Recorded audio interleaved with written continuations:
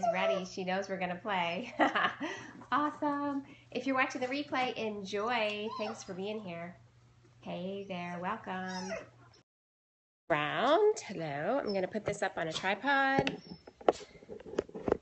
And, hey Angie, I'm going to just sit over here for just a second.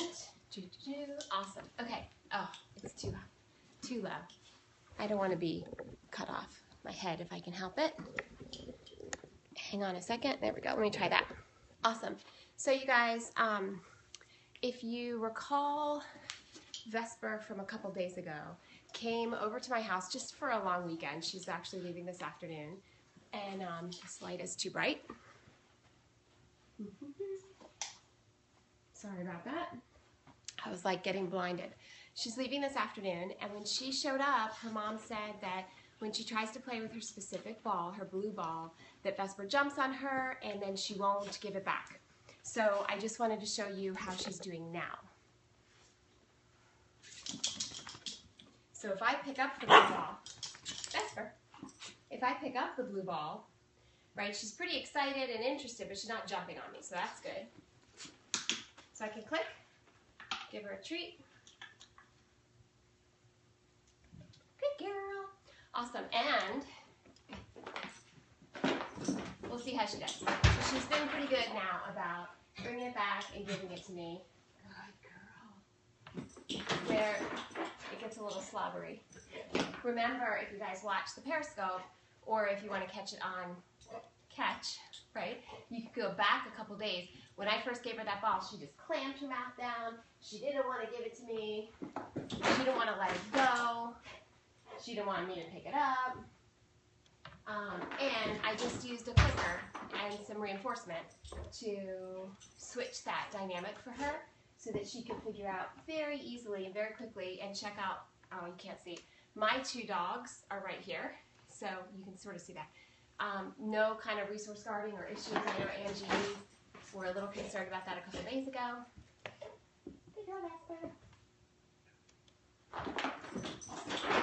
She's been fantastic. I was able to use this ball to start to work on some new behaviors with her just for fun, to play around, because obviously this is pretty motivating for her. Sit. Wrong. Sit. Wrong. You can't listen? Good. Okay.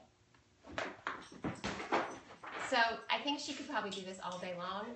The hardest part she has now is if she knows I'm done playing and I want to pick up the ball because I'm going to put it away. Then she's like, oh, I don't know if I want to give it to you. But even that, yesterday, she did great. So can you see her? She's hanging out. Good girl. I'm not seeing any more guardy, like, possessiveness from her now. And you'll notice in just a matter of, how many days was that? Friday, Saturday, Sunday, Monday, this is Tuesday. So just a matter of 3 or 4 days. I faded out the clicker. I don't need to use the food. I don't need anything because really nothing is more reinforcing. You love it, awesome. Nothing's more reinforcing to her than this, but I used food to teach her that she needed to give it to me. But I didn't need to keep using the food. So I know people are often like worried or concerned or questioning, how do you get rid of the food? How do you stop using the clicker? How do you stop using food? It's very organic. I wasn't impressed anymore as she was starting to solicit me playing.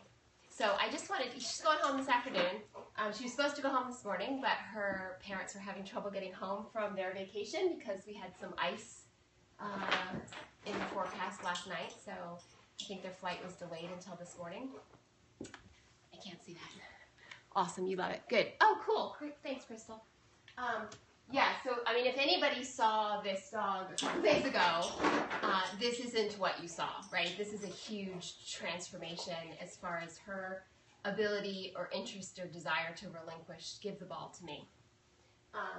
And she's going to go home this afternoon. I think her parents are going to be pretty excited that they'll be able to play with her now with her favorite ball because they weren't really able to do that before. She wouldn't drop the ball for a treat. No, she held on the ball. The first time, you guys remember that? The first time I tried to give her a treat, she just clamped her mouth down and was like, I won't let go of it. So she was just able to figure out this is more reinforcing than keeping it herself. And it started by me not always trying to take the ball from her.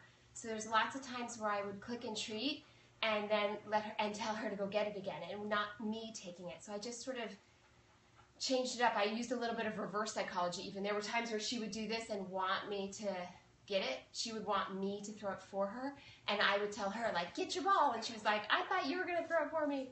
So it was really easy to change the dynamic, to switch this up, but way to go, girl. So I just wanted you guys to see how she's doing before she goes home today. And really, this is just, I mean, really, I just watched her for the weekend. This isn't any big, fancy, elaborate training dog that I had to work on. I did that when she was 8 weeks old. She was growly and having some dangerous situations with her family. I know, bye Vesper. She'll be back again. Her parents will be so excited to see her again today. So that's it, you guys. I just wanted a quick, short Periscope, a short one today.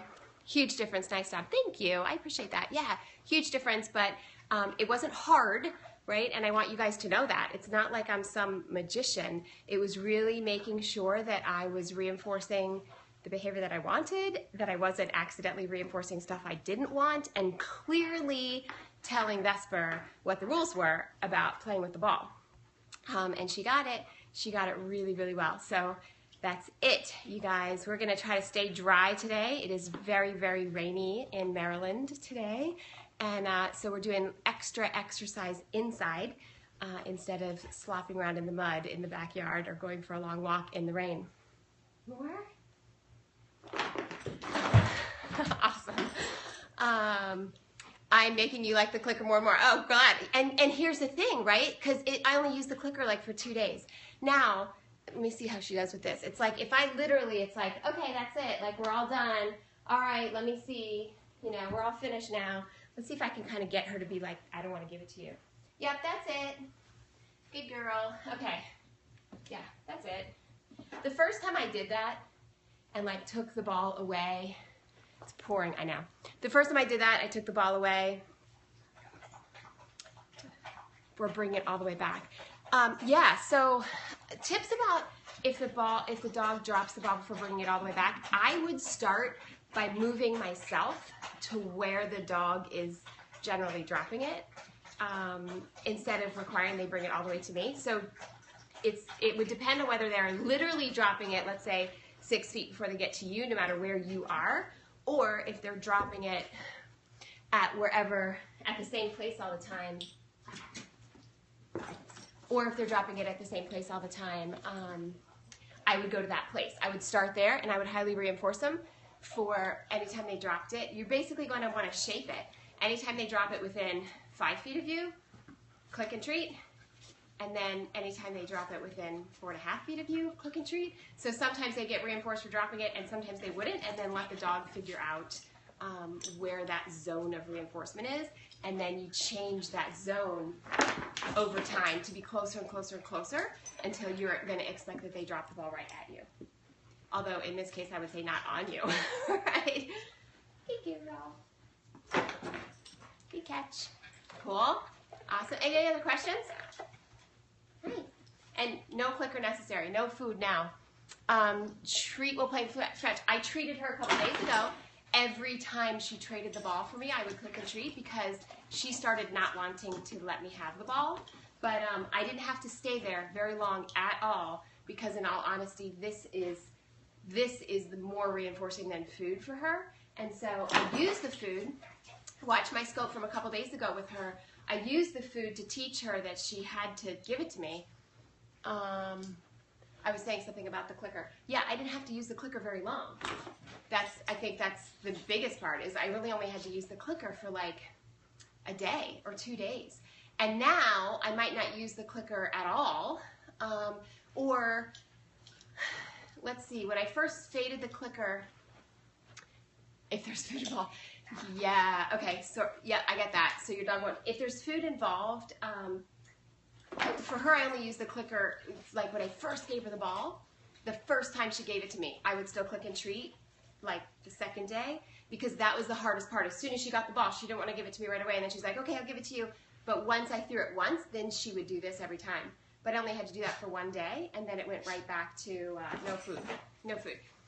Sometimes, if a dog, somebody just posted about if a dog will, yeah, she doesn't want to play. Okay, so I don't generally do any kind of a forced fetch. I just try to create it more as a game, personally. But if the dog won't, it's not natural for a dog to be in play drive and in food drive simultaneously. So it's very common that when you introduce food to the equation, the play drive disappears. And they're just like, well, give me some food. So for me, if you clicker train, hi sweetheart, what are you doing? If you clicker train sort of by the books, then you can teach your dog to figure it out. And if they figure out, you are so sweet. Mwah, this is Molly.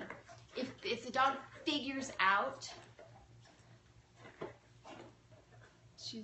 yeah. If they figure out that they need to grab the toy and that will get them food, no, don't do that. Then they'll be re-engaged. So sometimes it takes a little bit to get them over that hump, but once they're over the hump, once they figure it out, then they'll do anything to try to get the food. They'll figure out that what they need to do is get the toy to get the food. So it takes a little bit of patience. And in some cases, where some of the training I talk about, you might need to increase your value of your food. And I had to do that a couple days ago with her. I had to get a better treat in order to get her to drop the dog. But in a case like that, where your dog is totally focused on the food and not at all on the toy, I would recommend then getting a really boring treat, like one piece of kibble, or like a Cheerio, or something like one of those little, what are they, the Charlie Bears that are like the 3-calorie, like no flavor kind of a treat. So you can use that to your advantage in the opposite way as well, where you could just be like so boring and so like it's barely worth your time to get it. So that's what I would do with a dog like that had their food drive is too high. She drops when she's distracted, when I suggest teaching her get it, so she'll get it after dropping it. That's an option. Hey, no problem, you're late, no problem. It's an option to train get it, although I would argue, like, well, what's your definition of the whole thing of what do you want the behavior to be? And for me, I don't want behavior to be incorporated in it that you get the ball, you bring it back, you drop the ball, I say get it, you get it, and then you bring it back. So I wouldn't add in get it, because I want the end result to be that they go and get the ball and bring it back to me without me having to do or say anything. But I might use body language to facilitate the same thing. So I might use my body language in walking towards the toy or moving towards the toy to entice the dog to get the toy, again, without actually adding on a command, an obedience command in the training process that down the line I'll want to fade. Won't come back with the toy, either choose it or runs to me without it. I know, your 14-week-old puppy. Well, the 14-week-old puppy probably hasn't quite learned it yet. And not every dog has this natural drive. So it's all about, think about shaping. So from shaping a behavior, you start where you start, right? So if the 14 fetch is a really complicated behavior to train, in all honesty, there are so many components to it. One of them is, you know, if you're holding the toy, that they can't try to get it from you first. The other is that you throw the toy, they're supposed to chase the toy. Once they chase the toy, they're supposed to pick up the toy. Once they pick up the toy, they're supposed to bring it all the way back to you. Once they're back to you, they're supposed to actually give it back to you. I mean, it's like, think about breaking down every one of those components into its own individual and unique component that needs to be trained. Now, from clicker training, or from analyzing the entire behavior of fetch, you might need to break it down into many little pieces. Maybe you start with a 14-week-old puppy, just conditioning, could you chase after this toy when I throw it for you? And don't worry about the bring it back yet. Wait until that part becomes more reinforcing for them. And the behavior at 14 weeks old might be that you throw it, the puppy runs to it, pounces on it, you go to where the puppy is, click and treat to exchange that you get the toy back, and then throw it again from the other side of the room back again. So you might be moving back and forth. Most people with this behavior try to train all of it at once, which some dogs that's perfect, right? Because it's super reinforcing for them to chase it. So they want to bring it back to you, to give it to you so that they can chase it again. Some dogs, it's actually very easy, and some people with their dogs never ever have a problem training it or working it. It just sort of very organically trains. But some dogs, it's not as reinforcing. So pay attention to your dog, pay attention to what they like, and then think about, oh, that went high. Literally think about shaping, so, and then wherever you are, like if as you go to your puppy, maybe then instead of walking all the way to your puppy, maybe you walk until you're like 6 inches from your puppy, and if you can get that puppy to take one little, literally baby step towards you with the ball, click and take that, as opposed to, hey, I want you to bring it all the way back across the family room and give it to me. Your dog only likes to chase and not bring it back, right? So one of mine just gets it and keeps on going. Yeah, I'm out of here.